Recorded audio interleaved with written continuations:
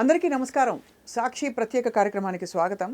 పాదయాత్ర అంటే రాష్ట్ర రాజకీయాలని మలుపు తిప్పిన పాదయాత్ర మాత్రమే కాదు, నిజంగా నిష్ఠ, నిబద్ధత, ఇంకా ప్రజల వెంట ఉండడం అంటే ఏమిటో, నాయకత్వం అంటే ఏమిటో అనేక సందర్భాల్లో చాటి చెప్పిన యాత్ర.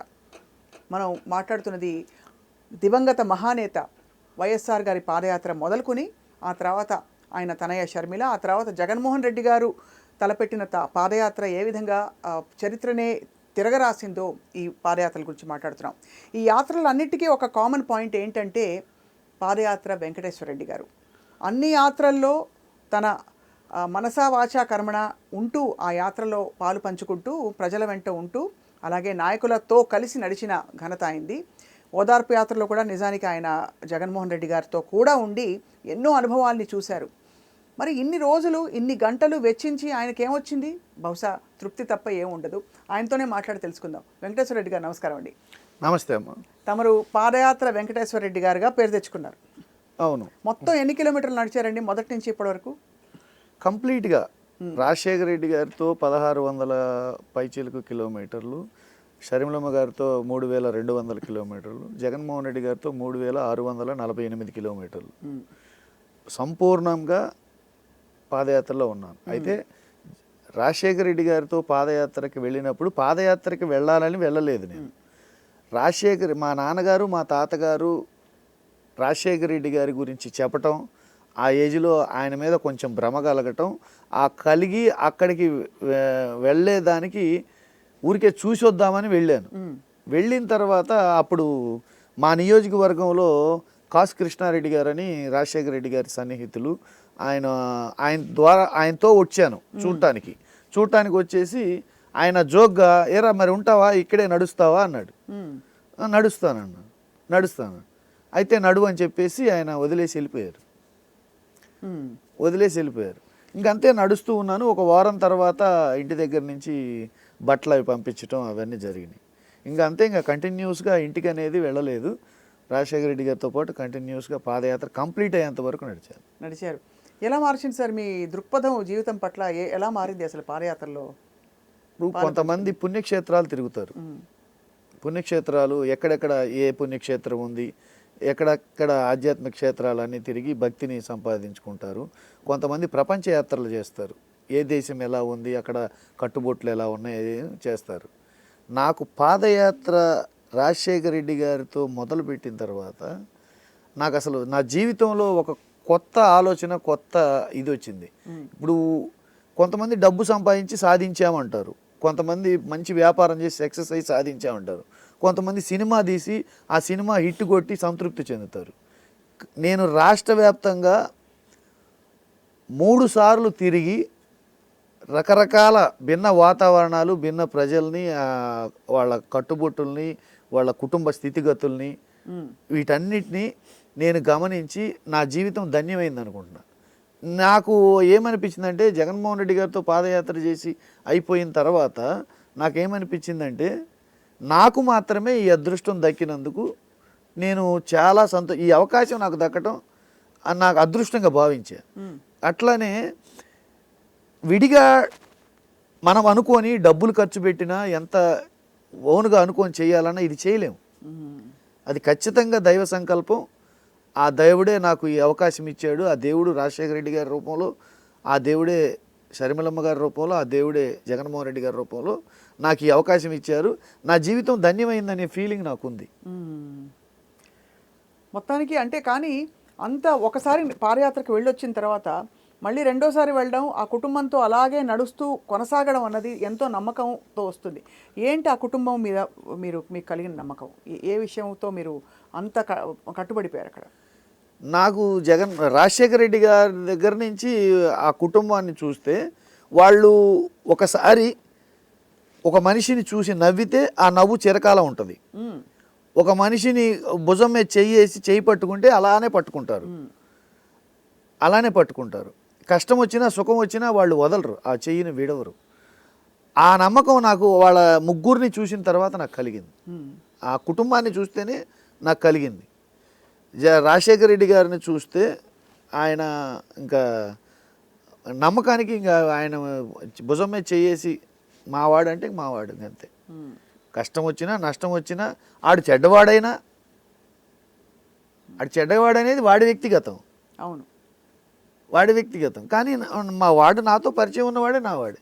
నేను తర్వాత అధికారం వచ్చిన తర్వాత గౌరు వెంకటరెడ్డి గారిని పలకరించడానికి జైలుకి వెళ్ళి వచ్చారు రాజశేఖర రెడ్డి గారు. అప్పుడున్న సామాజిక మాధ్యమాలు ఇంటర్వ్యూ చేసినప్పుడు నేను తీక్షణంగా గమనిస్తున్నా ఏం చెప్తారు. బాగా విమర్శలు వచ్చినాయి. మర్డర్ కేసులో వెళ్ళిన ఆయన్ని పలకరించడానికి వెళ్ళాడు. ఆయన చెప్పిన స్టేట్మెంట్, ఆయన రాజశేఖర రెడ్డి గారి స్టేట్మెంట్ని నేను అలానే చూస్తూ టీవీ దగ్గర కూర్చొని చూస్తూ ఉన్నా. ఏం చెప్తారు వెంకటరెడ్డి నాకు స్నేహితుడు. ఆ కేసులో ఉన్నాడా, నేరం చేశాడా లేదా అనేది ఆయన వ్యక్తిగతం. అవును, ఆయన ఏం చేసినా నాకు స్నేహితుడే కదా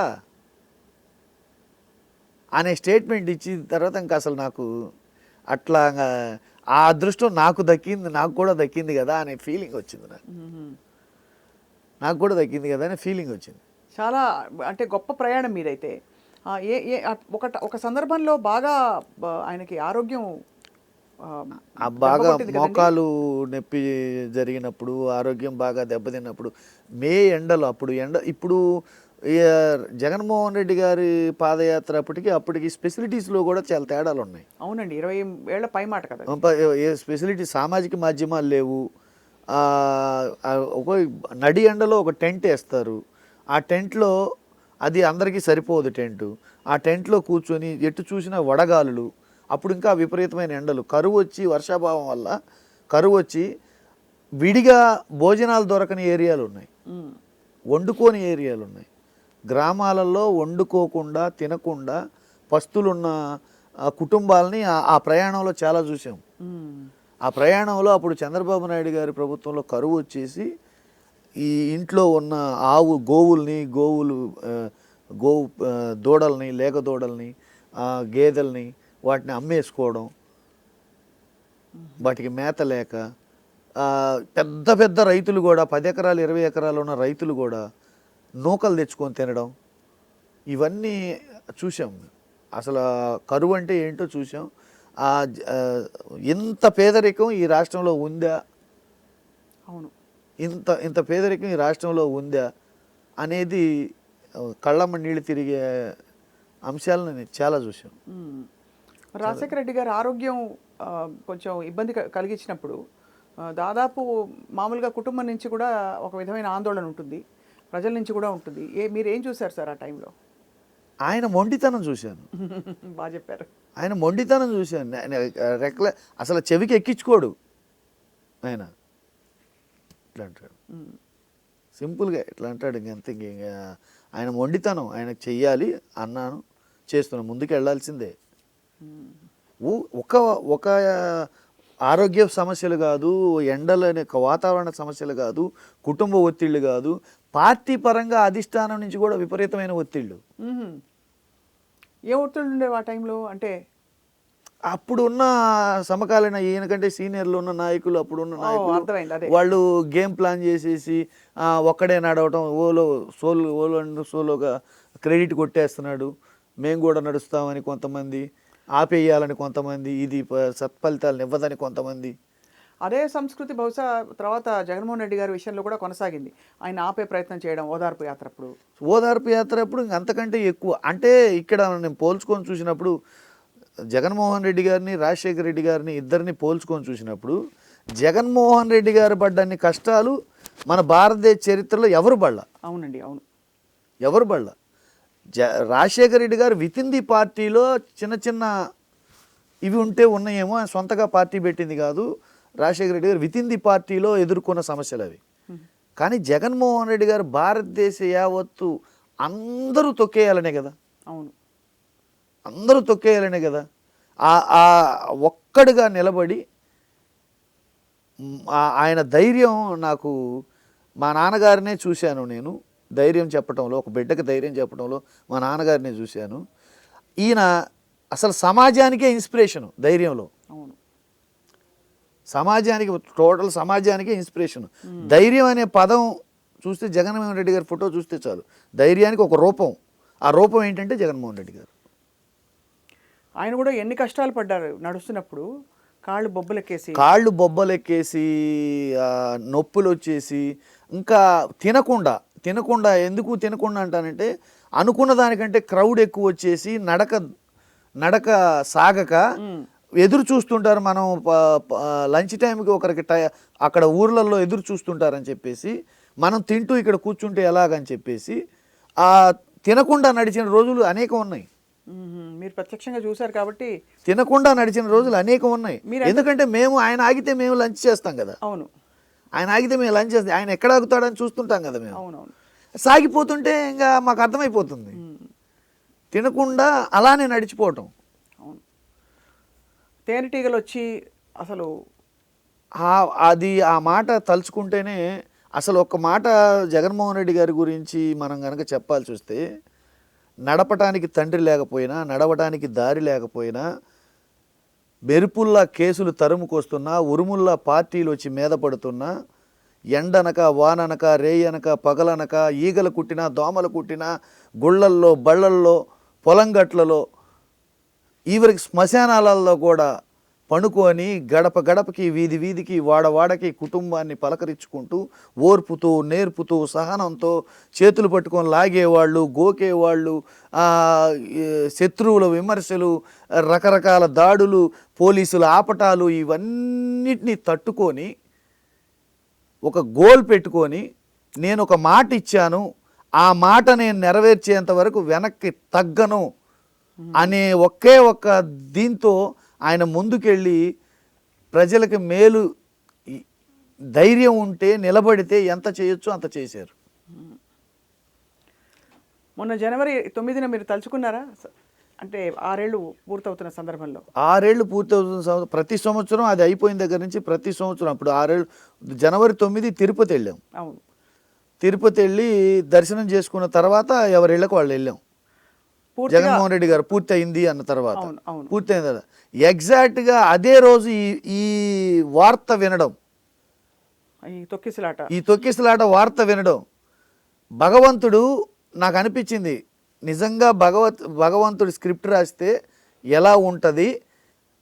అంతకుముందు ఈ లడ్డూ విషయంలో తిరుపతి వెళ్తుంటే ఈ కుహానా ఈ ఆధ్యాత్మిక సంస్థలు, హిందూ ధార్మిక సంస్థల పేరుతోటి వచ్చి జగన్మోహన్ రెడ్డి గారిని డిక్లరేషన్ పేరుతోటి ఆపారు.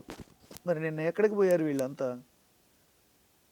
జగన్మోహన్ రెడ్డి గారు తిరుపతి వస్తున్నానని చెప్పి వచ్చారు కదా, మరి ఇంత ఘోరాలు జరిగినాయి కదా, ఎక్కడికి పోయారు వీళ్ళంతా?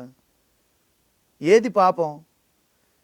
అవ్వంది జరగంది జరిగినట్టు చూపించి కల్తీ జరిగిందని చెప్పేసి చంద్రబాబు నాయుడు గారు ఒక ఫేక్ స్టేట్మెంట్ ఇస్తే దాన్ని పట్టుకొని జుట్లు పెంచుకొని బొట్లు పెట్టుకొని మాలలు వేసుకొని కాషాయం కట్టుకొని లుంగీలు ఎగ్గట్టి మెట్ల పూజలు చేసుకుంటా మైకులు పెట్టుకొని మీడియాను పెట్టి రకరకాల హంగామాలు చేసి ఒక బహిరంగ సభ పెట్టి ఆ సభలో అయాం సనాతని అని గట్టిగా కేకలేసిన ఈ పవనానంద స్వామి గారు ఏమయ్యారు?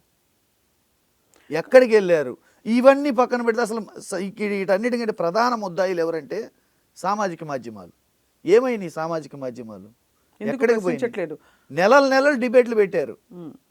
సుప్రీంకోర్టు మాట్లాడొద్దని చెప్పినా, ఒక డైరెక్షన్ ఇచ్చినా నెలలు ఏదో ఒక వంక పెట్టి డిబేట్లు పెట్టి అక్కడ అది జరిగింది ఇక్కడ ఇది జరిగిందని చెప్పేసి ఆధారాలు లేని ఆరోపణలతో చేశారు కదా. ఇప్పుడు కళ్ళెదురు కనపడుతున్నాయి కదా. కళ్ళు మూసుకున్నారా లేకపోతే కళ్ళు కాకులు ఎత్తుకెళ్ళినాయా? ఇది ఖచ్చితంగా నిర్లక్ష్యం అంటారా వెంకటేశ్వర రెడ్డి గారు? లేక అంటే బాధ్యత రాహిత్యమా, లేక అలా పొరపాటు జరిగిపోయిందంటారా?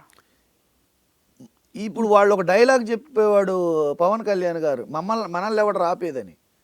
అధికారం వచ్చింది, ఎన్డీఏ కూటమి పైనుంచి పైన కింద మేమే ఉన్నాము, మాకు 164 సీట్లు వచ్చినాయి, మమ్మల్ని ఎవడు ఆపేది, ఏం చేస్తే మమ్మల్ని అడిగేవాడు ఎవడు?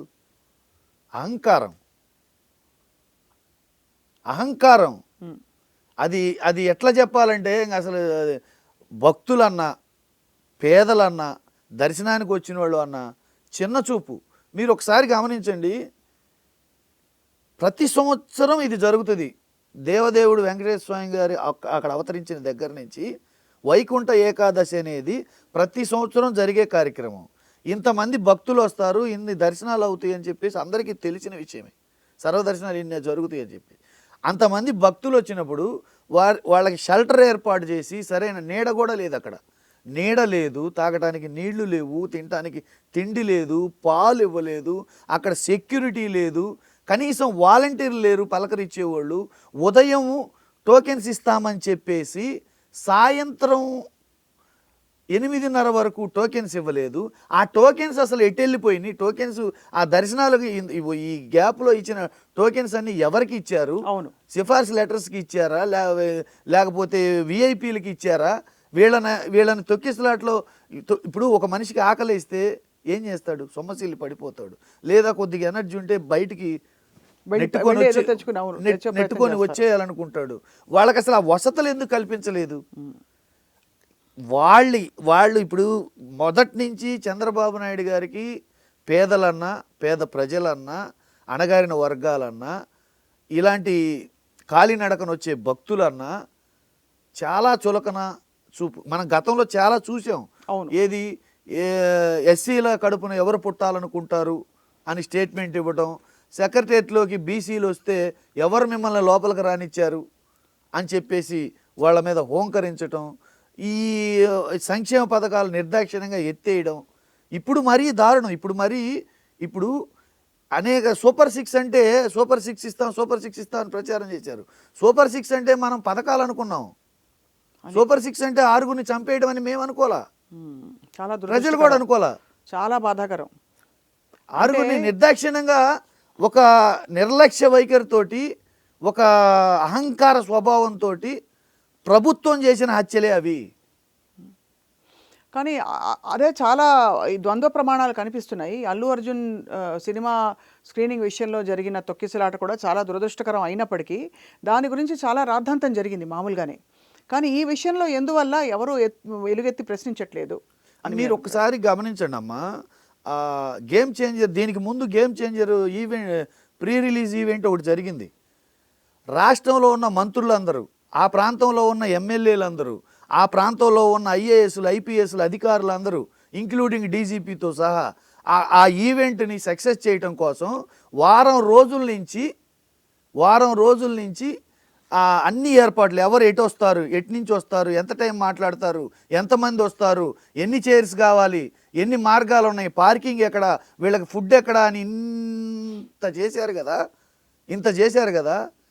ప్రతి సంవత్సరం అనాదిగా వస్తున్న ఆచారం ఈ వైకుంఠ ఏకాదశి రోజు ఇంతమంది భక్తులు వస్తారు, దీనికి ఇంత ఎక్సర్సైజ్ చేయాలి, ఇలా ఏర్పాట్లు చేయాలి, వీళ్ళు ఈ టైంకి దర్శనానికి ఇలా ఇవ్వాలి అనేది అసలు ప్లానింగే లేదా? అట్లీస్ట్ ఇంకొకటమ్మా, మేము మా ప్రాంతంలో కోటప్పకొండ తిరునాళ్ళని మహాశివరాత్రి రోజు జరుగుతుంది. మహాశివరాత్రి రోజు జరిగితే మహాశివరాత్రికి 3 నెలల నుంచి ప్రతి నెల ఒక రివ్యూ మీటింగ్ జరుగుతుంది. భక్తుల కోసం ఒక రివ్యూ మీటింగ్ జరుగుతుంది. ఆ రివ్యూ మీటింగ్ ఎంతమంది భక్తులు వస్తారు, ఏమేమి ఏర్పాట్లు చేసాం, వాళ్ళకి డ్రింకింగ్ వాటర్ ఎక్కడ, లేకపోతే వాళ్ళు దర్శనానికి దారులు ఎట్లా ఏర్పాటు చేయాలి, వాళ్ళకి ఫుడ్ ఎక్కడ ఏర్పాటు చేస్తున్నాము, వాళ్ళకి నైటు బస ఉండాల్సిన వాళ్ళకి బస ఎక్కడ, మొక్కులు తీర్చుకునే వాళ్ళకి ఎక్కడ, ఇట్లా రకరకాల ఏర్పాట్లన్నిటి మీద రివ్యూ మీటింగ్ జరిపి ఎవరెవరు దీన్ని కాంట్రిబ్యూట్ చేస్తున్నారు, ఎవరెవరు ఏం పెట్టబోతున్నారు, వీటన్నిటి మీద రివ్యూ మీటింగ్స్ జరిగాయి. అవును, రివ్యూ మీటింగ్ జరుగుతుంటాయి.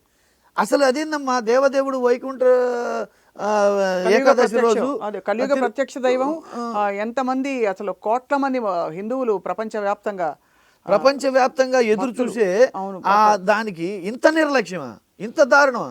అదే అర్థం కాని విషయం. అన్ని సంవత్సరాలు ఒక ముఖ్యమంత్రిగా చేసిన అనుభవం ఉండి కూడా పుష్కరాలలో ఒకటి దెబ్బ కొట్టేసిందని తెలిసి కూడా ఇప్పుడు అనుభవం అని చెప్పేసి వాళ్ళ సొంత మీడియా, సొంత దీంతో డబ్బా కొట్టుకోవడం తప్పితే ఆయన అనుభవం ఏంటమ్మా? సొంత మామకు వెన్నుపోటు పడవడమా, నమ్మిన వాళ్ళ గొంతు కోయడమా, ఇచ్చిన హామీలు నెరవేర్చకపోవడమా, మాట తప్పడమా? ఏంటి ఆయన అనుభవం? ఆయన అనుభవంలో ఎక్కడ ఏం సాధించాడు? ఏ రోజన్నా ఆంధ్రప్రదేశ్ని జీడిపిలో ముందుకు తీసుకురాగలిగాడా? ఏ రోజన్నా ఆంధ్రప్రదేశ్ని ఉన్న రాష్ట్రాల కంటే ముందు నిలపగలిగాడా? ఏ రోజన్నా అక్షరాస్యతలో ముందు ఉంచగలిగాడా? ఏ రోజన్నా వ్యవసాయంలో ముందు ఉంచగలిగాడా? ఒకటే ఒకటి ఉమ్మడి ఆంధ్రప్రదేశ్లో, హైదరాబాదులో ఆయన హయాంలో హైటెక్ సిటీ పేరు చెప్పి రియల్ ఎస్టేట్ దందా చేసి ప్రపంచ బ్యాంకుల నుంచి నిధులు తీసుకొని 90% వాళ్ళ సామాజిక వర్గానికి అప్పచెప్పేసి హై రైజ్ కన్స్ట్రక్షన్స్ కట్టేసి ల్యాంకోకి, జైబేరీకి ఇట్లా రకరకాల వాళ్ళ ఇది కావూరికి ఇట్లా వీళ్ళందరికీ భూములు ఇచ్చేసి విచ్చలవిడిగా ధరదత్తం చేసి వ్యాపారం చేశాడు. అవును. అంతకు మించి ఆయన ఏం చేశాడు? పిల్లల చదువులో అభివృద్ధి చూశాడా? పోనీ ఆరోగ్యంలో అభివృద్ధి చూశాడా? కానీ ఇంత పెద్ద ఒక మహత్తరమైన ఘట్టం అన్నది అది నిజంగా ఒక చరిత్రలో ప్రతి సంవత్సరం ఎదురు చూసే ఒక ఘట్టం. మరి అటువంటి ఒక ఘట్టానికి పూర్తిగా అంటే ఇటువంటి ఒక పరిస్థితి రావచ్చు అని అంచనా కూడా లేకపోవడం మరి ఏ పార్టీ అనుభవ రాహిత్యం అండి అది నిజంగా? అంచనా లేకపోవడం కాదు, ఏం జరుగుతుందిలే, ఆయన స్టేట్మెంట్ ఇచ్చాడు కదా, మాకు ఉంది ఏదో ఒకటి జరుగుతుందని ఉంది, మమ్మల్ని ఎవరు అడుగుతారులే ఏం అనే ధోరణితో ఆయన స్టేట్మెంట్ ఇచ్చాడు కదా టీటీడీ చైర్మన్. ఇప్పుడు విషయం ఒకటి జరిగింది, మీరు గమనించి చూడండి. కాన్స్పరెన్సీ ఏమీ లేకపోతే అందులో మీరు జగన్మోహన్ రెడ్డి గారు వచ్చి పలకరిస్తారన్న ఉద్దేశంతో క్షతగాత్రులకు పూర్తి వైద్యం జరగకుండా, వాళ్ళకి ఎటువంటి సహాయం జరగకుండా హడావుడిగా ఎందుకు డిశ్చార్జ్ చేశారు? ఏదో లోపం ఉండబట్టే కదా డిశ్చార్జ్ చేసింది, అందులో ఏదో తప్పు జరిగిందనే కదా. అంటే ఎక్కడైనా ప్రతిపక్ష నేత వచ్చి ప్రశ్నిస్తే లోపాలు బయటపడతాయి అనే ఒక ఆందోళన. ఇంకొకటమ్మా, నేను అసలు ముఖ్యంగా ఈ ధార్మిక సంస్థలు, హిందూ సంస్థలు, విశ్వ హిందూ పరిషత్ వాళ్ళు, హిందూ ధర్మానికి పేటెంట్గా చెప్పుకునే కేంద్ర ప్రభుత్వం, వీళ్ళందరూ ఏమైపోయారమ్మా? ముసుకేసుకొని, కాషాయం కట్టుకొని, జెండా పట్టుకొని, నామాలు పెట్టుకొని, బొట్లు పెట్టుకొని అరిసేవాళ్ళు వీళ్ళంతా. ఏం చేస్తే బాగుంటుందంటారు? వాళ్ళు ఏం చేసి ఉండవలసిందంటారు? అంటే ప్రశ్నించడం ఒకటి, దీనిలో లొసుగులు బయటకు తీయడం ఒకటి, ఇంకా ఏం చేసి ఉండవలసిందంటారు ఇటువంటి ఒక దుర్ఘటన జరగడం?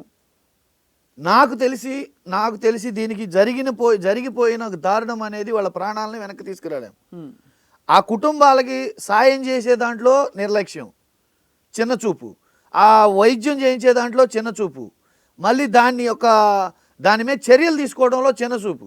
నిజంగా ఆధ్యాత్మికతని నమ్మి, దేవదేవుణ్ణి నమ్మి, హిందూ ధర్మాన్ని పాటించే వాళ్ళు అయితే చంద్రబాబు నాయుడు గారు రాజీనామా చేయాలి, నైతిక బాధ్యత వహిస్తూ. ఈ టీటీడీ చైర్మన్ని సస్పెండ్ చేయాలి. 4 అధికారులను మాత్రమే సస్పెండ్ చేశారు. ఆ అధికారులు కూడా చిన్న అధికారులు. అక్కడ ఈఓ ఏమయ్యాడు, కలెక్టర్ ఏమయ్యాడు, ఎస్పీ ఏమయ్యాడు? ఈఓకి చైర్మన్కి మధ్య ఉండే ఒక విధమైన అధికార పోరు ఏదైతే జరుగుతుందో దానివల్ల కూడా ఇది జరిగిందని కొంత ఒక వాదన వస్తుంది. ఇప్పుడు వాళ్ళ మధ్య ఏమున్నాయి అనేది ప్రజలకు అవసరం లేదు. కరెక్ట్.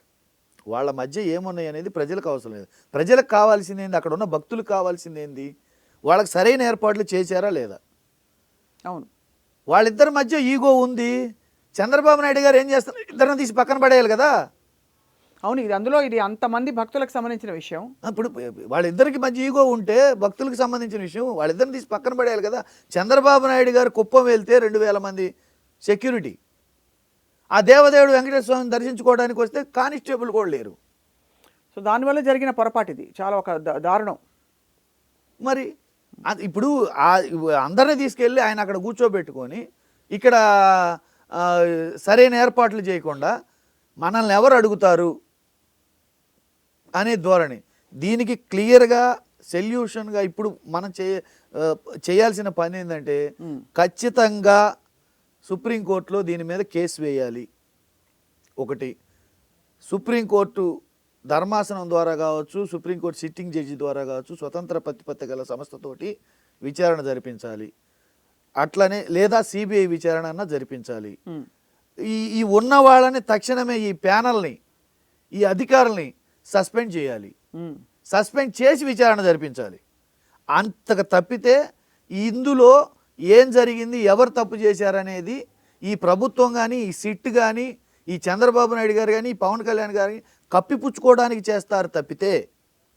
పుష్కరాల విషయంలో ఏం జరిగింది సార్? అసలు అదేంటో ఒక్క విచిత్రమైన విషయం, మనం అనుకోని విచిత్రమైన, ఎప్పుడు జరిగినా చంద్రబాబు నాయుడు గారి మీటింగుల్లోనే జరుగుతాయి.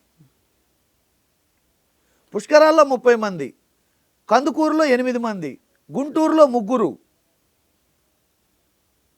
అసలు ఎవ్వరు ఆయన మీడియా మొదటి ముద్దాయి. ఇక్కడ మీడియా మొదటి ముద్దాయి. ఎంతో చదువుకొని ఎంతో ముఖ్య ఉద్దేశాలతోటి జర్నలిజం నేర్చుకొని సమాజాన్ని కాపాడే ఉద్దేశంలో భాగంగా, సమాజానికి నిజం చెప్పాలనే ఉద్దేశంలో భాగంగా మీడియాలోకి వచ్చి ఆయా సంస్థల అధిపతులకు అమ్ముడుపోయి, ఆ అధిపతులేమో పార్టీలకు అమ్ముడుపోయి సమాజంలో జరుగుతున్న నిజమైన విషయాల్ని తొక్కిపట్టి దాచేసి అబద్ధాలు కట్టుకథలు వడ్డించి వార్చి ప్రజల్ని ఏమార్చి ఈ విధమైన స్థితికి తీసుకొస్తున్నారు. ఈ విధమైన స్థితికి తీసుకురావడానికి కారణం మీడియా. అసలు మీ ఎందుకు చదువుకున్నారు మీరు జర్నలిజం? ఎందుకేనా? ఎందుకు మీరు మీడియా సంస్థలో పనిచేస్తుంది? ఎందుకేనా? నిజాన్ని దాచిపెట్టడానికా? నిజాన్ని దాచిపెట్టడానికి మీరు మీడియాలో పనిచేస్తున్నారా? మీడియా సంస్థలు పెట్టింది అబద్ధాలు ఆడటానికా, కట్టుకథలు చెప్పడానికా, ప్రజలకు న్యాయం చేయడానికా? మీరు వచ్చేటప్పుడు అసలు ఎలా వచ్చారు మీరు ఊహించుకోండి. మీరు యంగేజ్లో వచ్చి ఉంటారు. మీరంతా జర్నలిస్టులు కావచ్చు, మీడియా అధిపతులు కావచ్చు, మంచి యంగేజ్లో బాగా చదువుకొని ఎంతో మంచి ఉద్దేశాలతో వచ్చి ఉంటారు. ఇప్పుడు ఏం చేస్తున్నారో మీకు అర్థమవుతుందా? పేద ప్రజల కడుపు కొట్టి, పేద ప్రజల చావుల మీద మీరు రాసే రాతల ద్వారా సంపాదించిన డబ్బులు, మీకు డబ్బులు పెట్టి బియ్యం కొనుక్కుంటే మీకు తిన్నది అరగదు, మీ పిల్లలకు వంట పట్టదు, అనారోగ్యం పాలవుతారు. దయచేసి పాపాన్ని మూటగట్టుకోకండి. ఆ దేవదేవుడు వెంకటేశ్వర స్వామి మీద నిందారోపణలు చేసి ఆయన ప్రసాదాన్ని అబాసుపాలు చేసి ఏదో జరిగిందని చెప్పేసి అబద్ధాలాడి నిందలు మూటగట్టుకొని ఈరోజు ఇంత ఘోరానికి దారితీసింది. ఇంకా మీరు ఇలానే దేవుడి విషయంలో కూడా ఎవ్వరు చూడరు. మీకు అధికారం ఉండొచ్చు, మిమ్మల్ని ప్రశ్నించే వాళ్ళు ఎవరు లేకపోవచ్చు, ప్రశ్నించే వాళ్ళని మీ జైల్లో పెట్టే అధికారం కూడా మీకు ఉండొచ్చు. కానీ ఆ దేవదేవుడు వెంకటేశ్వర స్వామిని చూస్తుంటాడు. ఇవన్నీ ఆయన్ని మీరు కంట్రోల్ చేయగలరా? నిజంగానే ఒక విధమైన చాలా అపశృతి అండి. ఎందుకంటే వెంకటేశ్వర స్వామి సన్నిధిలో ఇలాంటి సంఘటనలు మనం ఎప్పుడు జరగలేదు. మీరు ఒకసారి అమ్మా, ఇప్పుడు కళకళలాడే క్షేత్రంలో అయోధ్యలో 2 లక్షల మంది భక్తులు దర్శించుకుంటారు. అయోధ్యలో 2 లక్షల మంది భక్తులు దర్శించుకుంటారు. సుమారు కాశీలో 1,00,000 మందికి పైగా భక్తులు దర్శించుకుంటారు. అక్కడ ఎంత స్పెసిలిటీ ఏర్పాటు, ఎక్కడ ఇబ్బంది జరగకుండా జరుగుతుంది. ఒక తిరుపతిలో 5,000 మంది వచ్చారంటున్నారు. ఇంతకుముందు లక్షల మంది వచ్చినా దర్శనం జరిగింది. గత ప్రభుత్వంలో లక్షల మంది వచ్చినా జరిగింది. ఇంకొక విషయం ఏంటంటే వైకుంఠ సర్వదర్శనం ఆపేయడం, వైకుంఠ ఏకాదశి రోజు టోకెన్లు ఇస్తామని చెప్పడం. ఆ టోకెన్లు ఎప్పటి నుంచి ఇవ్వాలమ్మా? రేపు అయితే ఇప్పుడు ఇవ్వాలి. టోకెన్లు 20 రోజుల ముందు నుంచి ప్లాన్ చేసి ఆన్లైన్ పెట్టాలి, టోకెన్లు ఇవ్వాలి. టోకెన్లు ఇంత మాత్రమే లిమిట్ అని చెప్పాలి. ఆ లిమిట్ ప్రకారం టికెట్లు ఇవ్వాలి. టికెట్లు ఇచ్చిన వాళ్ళు దర్శనానికి పెట్టుకోవాలి.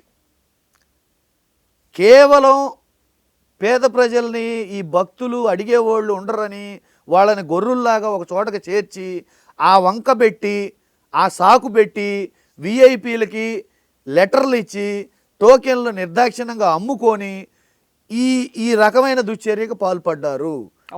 ఈ సంఘటన జరగడానికి కారణం వాళ్ళ సిఫార్సు లెటర్ల ద్వారా టోకెన్లన్నీ అమ్ముకున్నారు. ఇది మనం గతంలో చంద్రబాబు నాయుడు గారి హయాంలో అనేక ఉద్యోగాల ఇంటర్వ్యూల్లో కూడా మనం చూసాం. అవును, ఈ టైపు వైఖరి. చివరికి దేవదేవుడు వెంకటేశ్వర స్వామిని కూడా ఈసారి వదిలిపెట్టల. చాలా బాధాకరం, దురదృష్టకరం. సంవత్సరం అంటే ఆంగ్ల నూతన సంవత్సరం మొదలవగానే నిజంగా అసలు ఒక తెలియని ఒక నీలి నీడ కమ్ముకుందండి అసలు వాతావరణం అంతా కూడా. వైకుంఠ ఏకాదశి ఎవరు కాపాడాలి? ఆ ఇప్పుడు మాకు ఒక భక్తుడిగా, ఒక హిందూ వాదిగా, హిందూ ధర్మాన్ని ఆచరించే వ్యక్తి, ఒక భక్తుడిగా ఏదన్నా పాపం జరిగితే, ఎవడన్నా మనల్ని ఏదన్నా చేస్తే ఆ దేవుడు కాపాడుతాడన్న నమ్మకం మాకుంది. ఆ దేవుడి దగ్గరే జరిగితే ఇప్పుడు ఎవరిని నమ్మాలి? మేము ఆ బాధ చాలా ఉంటుంది. ఎవరిని నమ్మాలి? మీరు చేసిన పాపానికి, మీరు చేసిన అరాచకానికి, మీరు చేసిన ఘోరానికి మీరు లడ్డూ ప్రసాదం మీద అనుమానాలు కలిగించారు ప్రపంచవ్యాప్తంగా. అక్కడ అభద్రతా భావం కలిగించారు, దర్శించుకోవడానికి అభద్రతా భావం కలిగించారు, ప్రాణాల మీద కూడా నమ్మకం లేని పరిస్థితి తెచ్చారు. తిరుపతి వెళ్తే ప్రాణాల మీద నమ్మకం లేని పరిస్థితి. ఇవన్నీ కూడా ఈ 7 నెలల కాలంలోనే చేశారు. అండ్ ఈ అంటే సనాతనం ధర్మం అని చాటి చెప్తున్న వాళ్ళందరూ కూడా ఈరోజు నిజానికి ఇక్కడ చేటు జరుగుతోందని గమనించాలి, వాళ్ళే చేటు చేస్తారని చెప్పి గుర్తించాలి.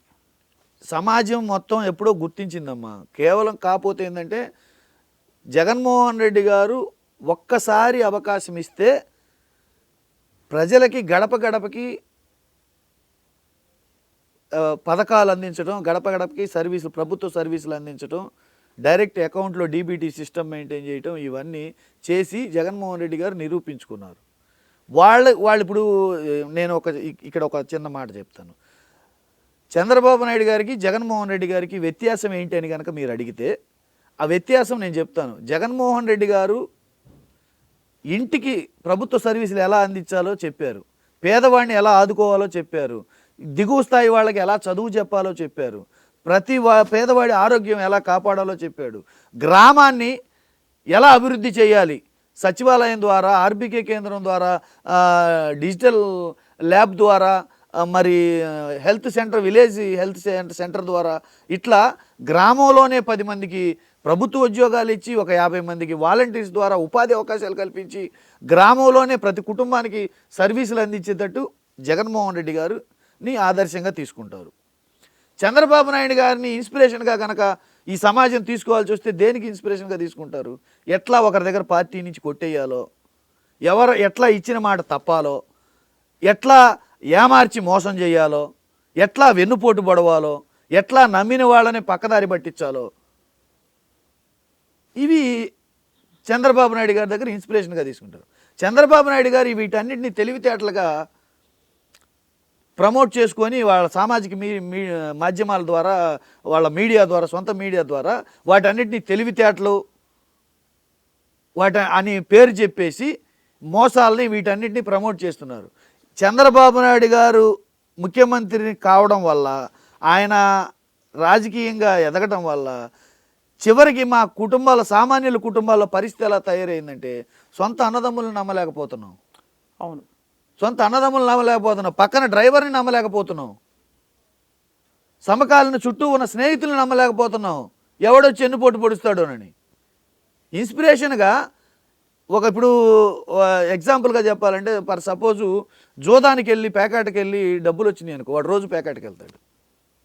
అలా ఒక డబ్బులు సంపాదించాడు అనుకో, ఇంకొకడు కూడా దాని మీద ఇంపాక్ట్ అవుతాడు. అట్లనే మోసం చేసి వెన్నుపోటు పొడిచిన వాడు సక్సెస్ అయితే సమాజానికి ఇంత ప్రమాదం జరుగుతుంది. ఇప్పుడు నిజానికి భక్తులకు ఒక విధమైన వెన్నుపోటే ఇది, ఏర్పాట్లు చేయకపోవడం. పిలిచి అనౌన్స్ చేసి సామాజిక మాధ్యమాల్లో డేట్లు చెప్పి, ప్రాంతంలో శుభకార్యం చేసుకున్నా, ఏదన్నా ఫంక్షన్ పెట్టుకున్నా, కార్యక్రమం పెట్టుకున్నా, ఎస్పెషల్లీ మా ప్రాపర్ విలేజ్లో పూర్వకాలం, అనవాళ్ళ కాలం నుంచి ఒక ఆచారం ఉంది. ముందు రోజు సాయంత్రం వచ్చి, రేపొద్దున పలానా వాళ్ళ ఇంట్లో ఫంక్షన్ ఉంది, మీరు అన్నం వండుకోవద్దు అని చెప్తారు. మరుసటి రోజు రెడీ అయింది రమ్మని చెప్తారు. కార్యక్రమం రెడీ అయింది రమ్మని మళ్ళీ పిలుస్తారు. ఇంటింటికి వెళ్ళి పిలవడం ఆచారం. పిలుస్తారు. ఇట్లా మీరు దర్శనం ఉంది, మీరు రండి, అన్ని ఏర్పాట్లు చేస్తున్నాం, అన్ని సవ్యంగా చేస్తామని చెప్పేసి సామాజిక మాధ్యమాల ద్వారా, మైకుల ద్వారా అందరినీ పిలిచి మంచినీళ్లు కూడా లేకుండా చంపేశారు కదా. అవును, తాగడానికి నీళ్లు కూడా లేకుండా చంపేశారు కదా. ఎంత దారుణం ఇది, ఎంత ఘోరమైన విషయం. ఈ పాపానికి ప్రాయశ్చిత్తం ఉండదా? అది మీరు చెప్పండి వెంకటేశ్వర రెడ్డి గారు, ఏం చేస్తే ఈ పాపానికి ప్రాయశ్చిత్తం అంటారు?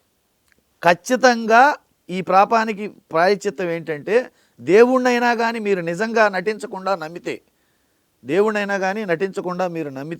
ఆయన దగ్గరన్నా అబద్ధాలు ఆడకుండా కనుక ఉంటే, ఫస్ట్ నైతిక బాధ్యత వహిస్తూ ఈ ప్రభుత్వం డిజాల్వ్ అవ్వాలి, రాజీనామా చేయాలి. రాజీనామా చేసి ప్రజల్ని నమ్మి, దేవుణ్ణి నమ్మి, మా బాధ్యత మేము నెరవేర్చామని చెప్పేసి ఎన్నికలకు వెళ్ళండి. అప్పుడు మీరు మీ వల్ల తప్పు లేకపోతే ఆ దేవుడే మిమ్మల్ని కాపాడుతాడు. వాస్తవం. మీ వల్ల తప్పు లేకపోతే దేవుడే మిమ్మల్ని కాపాడుతాడు. అలా వాళ్ళు చెయ్యని పక్షంలో మిగతా హిందూ ధార్మిక సంస్థలను కావచ్చు, అక్కడ ఉన్న స్వామీజీలను కావచ్చు, లేకపోతే కేంద్ర ప్రభుత్వాన్ని కావచ్చు, మీ ద్వారా, ఈ సామాజిక మాధ్యమాల ద్వారా నా విన్నపం ఏంటంటే సుమోటోగా ఫస్ట్ దీని మీద కేసు బుక్ చేసి ఇన్వెస్టిగేట్ చేయాలి. స్వతంత్ర ప్రతిపత్తి గల సంస్థల ద్వారా ఇన్వెస్టిగేట్ చేయాలి. అలాగే ఎలాగైతే ఒక సినిమా ఫంక్షన్లో ఒక తొక్కిసలాట జరిగి ఒకరు మరణించి ఒక కుటుంబం అంతా అల్లకల్లోలం అయిపోయి అతలాకుతలం అయిపోతే దాని మీద చాలా రాద్ధాంతం జరిగిందో, ఇక్కడ ఒక ఆర్గనైజ్డ్ యాక్టివిటీ, ఇది ముందే తెలుసు. వైకుంఠ ఏకాదశి చాలా ప్రతిష్టాత్మకమైన ఒక పుణ్యదినం. ఇటువంటి రోజున ఏర్పాట్లు చేయకపోవడం ఎందుకు జరిగిందని చెప్పి ఎవరినో ఒకళ్ళని బాధ్యులు చేయడం తప్పకుండా జరగవలసిన పని. అవును, అది నేను అనేది ఏంటంటే ఉన్నత స్థాయిలో వాళ్ళని, మూలాధారమైన వాళ్ళని చెయ్యాలి. ఇక్కడ అసలు చైర్మన్ అడ్మిట్ అయ్యి ఒప్పుకుంటున్నాడు ఏదో జరుగుతుందని మాకు ముందే తెలుసని. టీటీడీ చైర్మన్ సామాజిక మాధ్యమాల సాక్షిగా ఆయన ఒప్పుకున్నాడు. ఈ చంద్రబాబు నాయుడు గారు ఆయన సామాజిక వర్గం అని చెప్పేసి ఆయన సస్పెండ్ చేయకుండా దిగువ స్థాయి ఉద్యోగుల్ని, ఆఫ్టర్ ఆల్ ఒక డిఎస్పీని, ఒక కానిస్టేబుల్ని, ఒక జేఈఓని, వాళ్ళ సామాజిక వర్గం మొత్తాన్ని పక్కన పెట్టుకొని మిగతా వాళ్ళందరినీ సస్పెండ్ చేసి, ఈయన మళ్ళీ ప్రజా పరిపాలకుడు అని చెప్పేసి, దార్శనికుడు అని చెప్పేసి కథలు రాయటం, ఎడిటోరియల్ రాయటం, కవితలు రాయటం, యాస ప్రాస పంచులు పెట్టేసి వాళ్ళకి ఎలివేషన్స్ ఇవ్వడం, ఇవన్నీ చూస్తుంటే సుదీర్ఘంగా రాజకీయాలు చూశారు మీరు వెంకటేశ్వర రెడ్డి గారు. కానీ బహుశా ఇది నిజంగా కలికాలం కళ్ళ ముందు తాండవిస్తున్న పరిస్థితులు చూస్తున్నాం ఇప్పుడు. యాక్చువల్గా రాజకీయాలు నేను చూస్తూ ఉంటాను, కానీ యాక్చువల్గా నేను ఇప్పుడు ఇంకా నాకు యాక్చువల్గా వాళ్ళ ముగ్గురితో పాదయాత్ర చేయడం చాలు నాకు ఈ జీవితానికి. నేను రాష్ట్రం మొత్తం జీవన స్థితిగతులు, పరిస్థితులు అన్నీ, నేను పేదలు ఎలా ఉంటారు, అణగారిన వర్గాలు ఎలా ఉంటాయి, గ్రామాలు ఎలా ఉన్నాయి, కుటుంబాలు ఎలా ఉన్నాయి, ఇవన్నీ నేను చూసి నాకు జన్మ ధన్యమైంది.